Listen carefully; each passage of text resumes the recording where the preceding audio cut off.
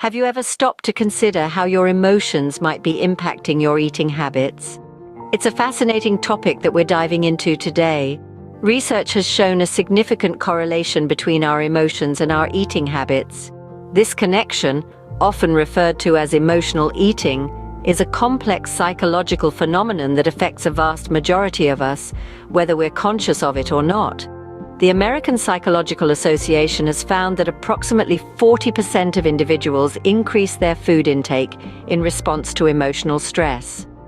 This emotional stress can be anything from a tough day at work, relationship issues, or simply feeling bored or lonely. In these moments, food can act as a source of comfort, providing a temporary distraction from the emotional discomfort we're feeling. On the other side of the spectrum, some individuals may decrease their food intake during times of emotional distress.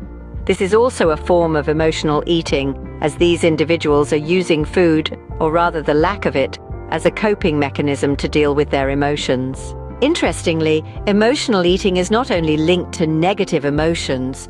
Joy, excitement, and celebration can also trigger an increase in food intake. Ever wondered why we often celebrate with a feast or indulge in our favorite treats when we're in a good mood? The relationship between our emotions and eating habits is also influenced by the type of food we consume. Studies have shown that high-fat, high-sugar foods, often referred to as comfort foods, can temporarily boost our mood by stimulating the release of certain chemicals in the brain, like dopamine, that induce feelings of pleasure and satisfaction. However, it's important to understand that this is a temporary fix. Over time, relying on food as a coping mechanism can lead to unhealthy eating habits, weight gain, and even eating disorders. It can also prevent us from learning healthier ways to deal with our emotions. So, what have we learned today? Emotional eating is a complex psychological phenomenon that affects many of us. Our emotional state can significantly influence our eating habits, both in terms of the quantity and the type of food we consume.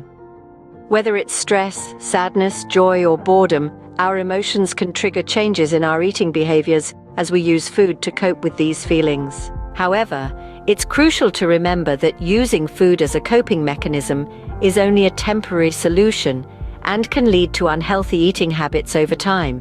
Instead, finding healthier ways to manage our emotions, like physical activity, meditation, or talking to a friend, can help us maintain a balanced diet and a healthy relationship with food. So the next time you reach for that tub of ice cream after a tough day, or find yourself skipping meals when you're feeling down, remember the connection between your emotions and eating habits. It might just be the first step towards establishing healthier eating behaviors.